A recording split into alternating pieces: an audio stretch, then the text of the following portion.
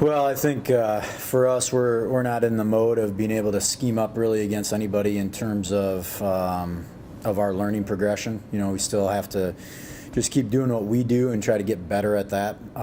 Specifically, I think that we'll match up better than we did last week, so I think that gives us a lot more positives going into the game.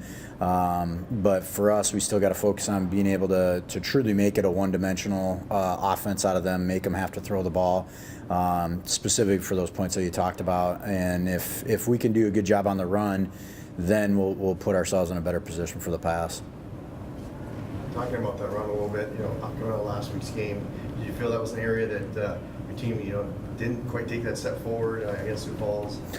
Well, I mean, to be honest with you, I didn't think that we were going to take some drastic step forward. That's the best offensive line that we faced. Most definitely, they're big, they're strong, and old, so they're able to lean on us a little bit, a lot of it, and their running backs are very patient. Their starter had over 200 yards rushing against us, and now he's sitting at about 900 yards on the year after 5 games. So they do what they do, and they're really good at it. I thought we did some good things. I thought our D-line played really well, to be honest with you. Our linebackers are still growing and learning, and you could see the difference in having true freshmen playing versus their juniors and seniors and All-Americans. It was, it wasn't a great matchup, but our guys fought hard. I thought that was a bonus. I thought we put the ball where we wanted it to be, and then just at the second level, we just didn't make the plays that we're supposed to make. We missed a lot of tackles, lost our leverage on a number of things. So still we got to grow from it and keep on working on getting better. What's the team morale after a loss like that? I think I think the morale is okay. I mean, I told them after the game I was proud how they fought. USF is a good football team, and they're going to win a lot of games, and they're going to go, unless they shoot themselves in the foot, they'll be playing more than 11 games.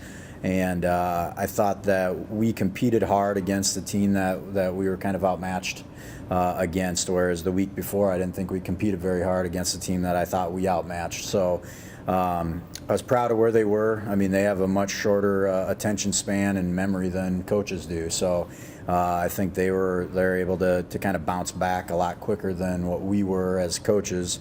And they bounced back a lot quicker than they did the week before. So I think that's good.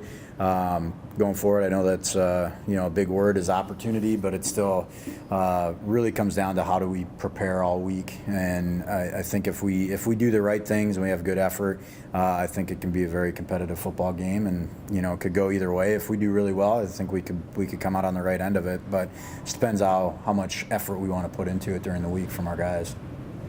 Do you think Upper Iowa's record of 1-4 is sort of misleading, given their Winona State win and how close they've been with some of their losses? I don't know. I don't get into the misleading part. They're 1-4 just like we are, and they've been in some close ball games, and didn't find ways to win those games. They found a way to beat Winona, and it came down right to the end for them to do it. So they could easily be 0-5, or they could easily be 4-1, like if you flip their record. So they're still trying to find a way. I mean, at the end of the day, it doesn't matter how many close games you're in. It really matters of what your win-loss record is. That's what really plays on your psyche. So we got 2 1-4 teams that are going to be working hard to try to figure out a way to win. And I think it'll be a good matchup. And if somebody can get out on top of somebody early, I think then they got a chance to really inflict their will after that. How about on the offensive side of the ball? I think we've seen some progression there with Ben and maybe the ball in the backs a little bit. Yeah, I thought our offensive line played pretty good. They graded out pretty high. They did a good job protecting. Ben had a lot of time back there. He's able to create with his legs, and he's proved that, and he knows that. So he's always got that wild card in his back pocket. So if he's not seeing what he's supposed to see, he wants to rely on being able to get out, and that's causes a lot of problems for defenses. And he proved it again on Saturday that he can create some really good opportunities for us. I think his progression as it goes is just got to be able to throw on rhythm, especially on quicker passing game, things like that, and trust what his read is and stay with it, and that's just going to come through growth. I think our running backs, Lee Webb, he played a lot for us on Saturday, and we need him to be able to step up and be more of our true slash back that we need back there. So that was encouraging to see.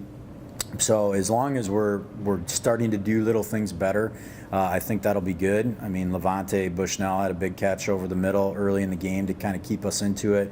We expect that out of him. Peyton Lamore had a big catch towards the end of the game. Deontay King showed up and started doing some things. So all those guys are still pretty young. I mean, Levante's our most experienced seasoned vet, and he's still only a true junior. I mean, it's still only his third year of college football. So I mean, our underlying theme of this team is we're young, and everything that happens, we got to be able to grow from it and learn and try to be better the next week. How well has Ben choosing his opportunities to take off? Because sometimes quarterbacks that can run, they rely on that too quickly, and they might miss a big play if they would have thrown it. Yeah, I think, I mean, that would be, probably the crutch right now is that he knows he can rely on that. And if he doesn't see what he likes right away, he can get some happy feet and want to get going.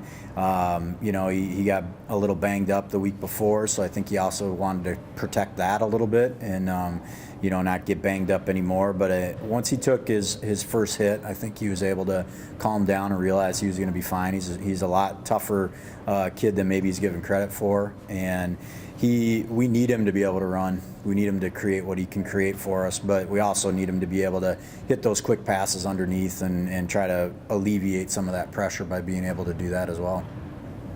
Coach A, one of the younger positions is linebacker. We've got 3 freshmen out there at various times. And how do you think they're progressing and growing? When you have all three of your linebackers that are starting being true freshmen, it can be scary, but those kids are the kind of kids that we were looking for when we recruited them.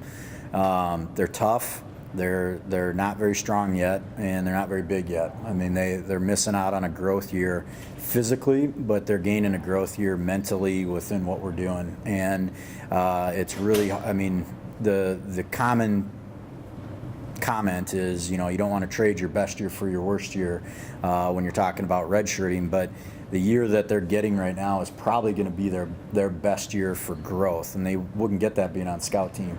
And they fought, they got beat up. I mean, Jackson Green's a true freshman going against a fifth-year senior O-tackle, Trey Pipkins. They're from the same high school, so Jackson's voice hadn't changed when that guy was just graduating, and he got him a couple times, but he never stopped fighting. He kept getting after it, and he'd make some plays, and he was still excited. And I think the bigger worry is, are these guys going to get frustrated and lose that fire? And these 3, and really there's a couple other young guys that are in that same mix with them.